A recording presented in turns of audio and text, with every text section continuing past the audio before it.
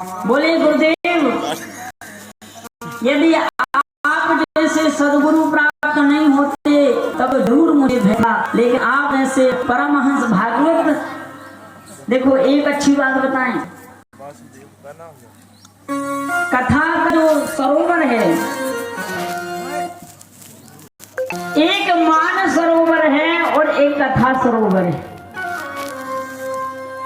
यहाँ 9 रस है, रस एक है वहाँ। यहाँ वाणी है संत की, पानी नहीं है। महाराज, मान सरोवर में तो पानी बहता है, लेकिन भगवान के भाव सरोवर में तो संतों की वाणी बहा करती है।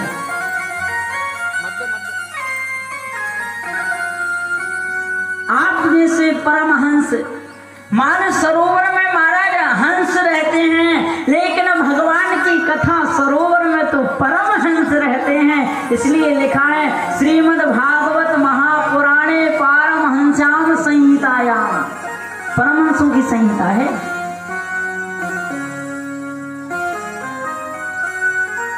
राजन,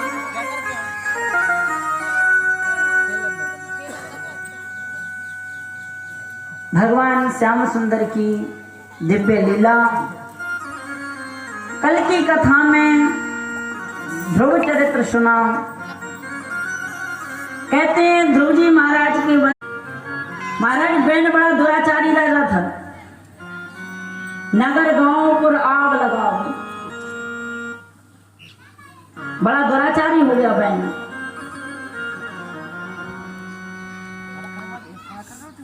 ना संतों का सम्मान करना, ना वेदों का सम्मान करना, ना ब्राह्मणों का सम्मान करना।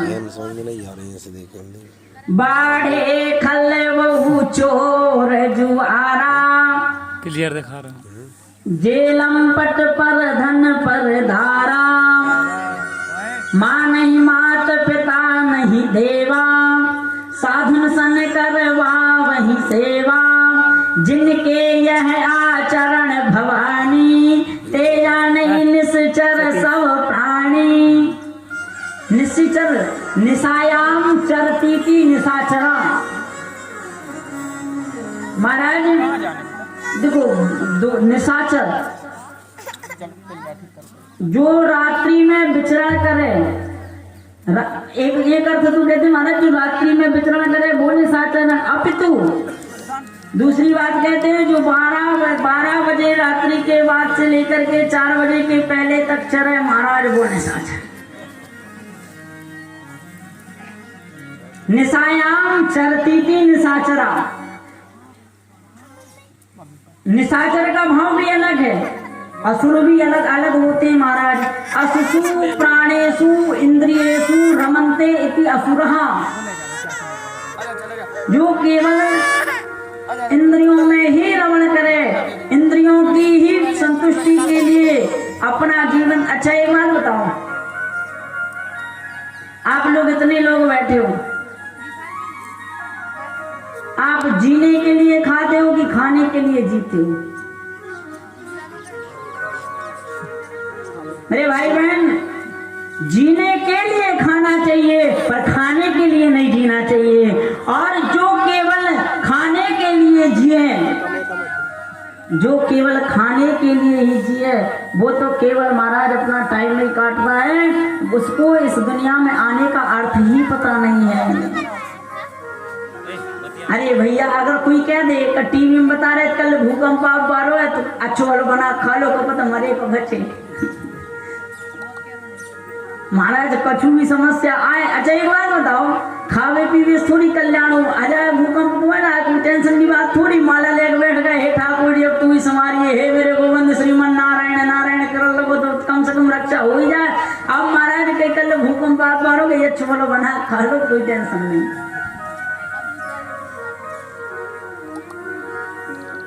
ऋणम कृत्वा घृतम पिबेत।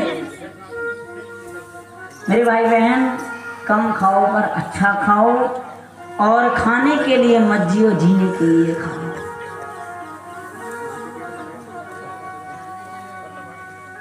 कहते हैं बैल बड़ा दुराचारी हो गया। कई पूछा गया, बोले भैया ये बिल्डिंग किसकी दिखाई दे रही है? तो जवाब मिला कि त्यागी जी की। अब भाई त्यागी को बिल्डिंग की क्या जरूरत है, वो तो जन्मजात त्यागी है। अरे भैया बिल्डिंग कौन की दिखाई दे रही है? तो कहीं त्यागी जी की।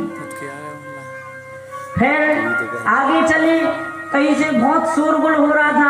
पूछा अरे भैया यहाँ ये शोरगुल कहाँ हो रहा है, इतनी आवाज शोर कहाँ मचा हुआ है? तो कहा मौनी बाबा के आश्रम में।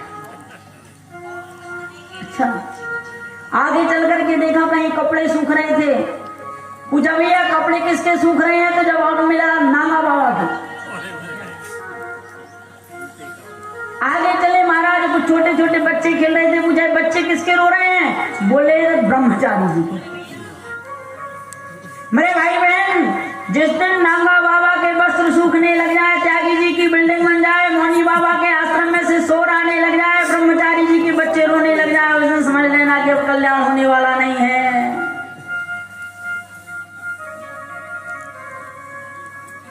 राजन, लोगों की बड़ी विचित्र बुद्धि। केवल तो केवल बेटा जे में पेट पड़ जाए वही सबसे बड़ा धर्म है। उत्तरकांड में आया, माता पिता बालक नहीं बुलावे और उधर भरे सोई धर्म सिखावे।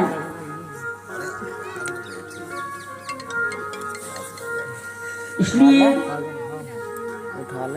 दुराचारी अनाचारी जब अधिक हो जाते हैं तो किसी को मारने की जरूरत नहीं पड़ती। भगवान भी नहीं मारते हैं। राम न मारे काहू को, पापी नहीं है राम, आप उसे मर जाएंगे कर कर खोटे काम। आज पीर पहनना थी, एक कर्म भूमि है मेरे भाई बहन। मैंने पहन कहीं नहीं आई, कार जैसा करोगे वैसा भोगना पड़ेगा। अच्छा करोगे तो अच्छा हाथ लगेगा और बुरा करोगे तो बुरा हाथ लगेगा। कहते हैं अंग बड़ा, महाराज अंग का पुत्र बेन बड़ा दुराचारी हो गया। महात्माओं का सम्मान नहीं किया, महात्माओं ने श्राप दे दिया, जाओ तुम देह रहे तो हो जाओ। महाराज समाप्त हो गया। पर बिना राजा के प्रजा, राजा के बिना तो राजगद्दी सोनी है। राजगद्दी पर कोई तो हो। तो महाराज उसी समय पर उसकी जंघाओं का मंथन किया गया। उसमें से एक काला कलूटा पुरुष निकला। उससे महाराज मुनियों ने संस्कृत भाषा में कहा निषीद। निषीद का मतलब बैठ जा। तो महाराज उसका नाम ही पड़ गया निषाद, और उसी से निषाद जाति उत्पन्न हुई। फिर महाराज भुजाओं का मंथन किया गया। जब महात्माओं ने भुजाओं का मंथन किया तो एक भुजा से महाराज पृथु का प्रादुर्भाव हुआ और दूसरी भुजा से महारानी अर्ची का प्रादुर्भाव हुआ। पृथु जी महाराज साक्षात नारायण के स्वरूप थे और अर्ची महारानी साक्षात लक्ष्मी का स्वरूप थी। पृथु जी महाराज ने देखा, पृथु जी महाराज ने देखा कहीं ना कहीं पृथ्वी पर उदासी क्यों है, कहीं ना कहीं कोई ना कोई गड़बड़ी जरूर है।